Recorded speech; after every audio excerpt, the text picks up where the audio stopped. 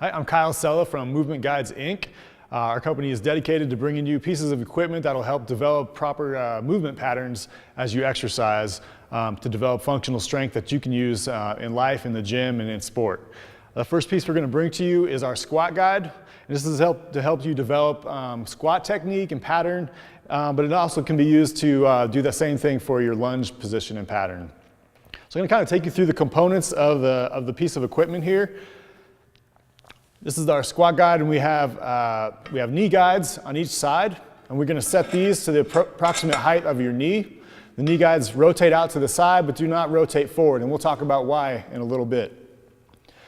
So the knee guides are attached to our foot rails, so we have a forward and outside foot rail, and then we also have stance plates that when you're on it secures the squat guide to the ground. There are pegs in the front of the squat guide, and we'll use resistance bands to add a little bit of resistance as we push our knees out into external rotation while we squat and develop that pattern. Again, this is fully customizable to different size athletes, and we designed this to range from anyone from 5 foot to 6'7", so it can fit a wide range of patients, athletes, clients, whoever you're working with or yourself. We've got a twisting knob system to allow you to adjust the stance width. And we also have the same system that will allow you to adjust and tighten down the height of the knee.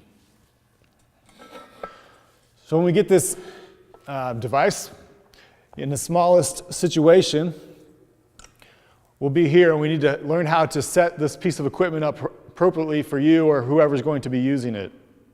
The first thing we want to do is set the height of our knee guides.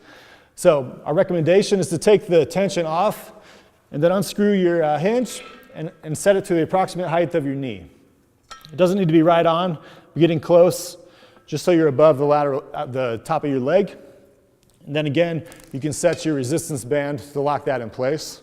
And then we'll go to the other side and set it to the same height, about knee height. And again, it's easier if you take the band off. It'll slide much easier if you do that. So now we've got our knee guide set to the appropriate height. The next thing we want to do is set the appropriate width of your stance. Our recommendation is to get your heels about shoulder width apart, which is a kind of a good kind of baseline way to go as far as setting up your stance. And then from a toe position, so our heels are shoulder width apart, our toes can be slightly turned out, okay? So we recommend maybe like if this is straightforward, that your toes are 10 to 15 degrees turned out. And if you're more experienced, you might want to go 30 degrees out, or you may like a nice straightforward position. But for the beginner user or just getting associated with this device, let's say we start with heels shoulder width apart and toes 10 to 15 degrees out. So now I'll go down and we'll look at how I'm going to set this up on myself. And I'm going to unscrew the hinge in the middle and set the height so that my toes, when I step on the foot plates, the width is about shoulder width. And I'll lock that down. Good, so now it's not going anywhere up or down, and it's not going to go anywhere outside in. The next thing is to step onto the squat guide. What we want to do here is we want our toes to touch the front rail. So the front rail here, our toes must touch that. And then we want the outside of our foot to touch the outside rail. Those are kind of the two rules. From here, we want to put our hands up, and I recommend this for any beginning squatter, is to put your hands up. That's going to keep your back in a little bit better position and get the muscles of your back to be a little bit more active and keep you in a better position. So our hands are up, and the first thing we're going to do from here is not squat with our knees, but we're going to send our hips back.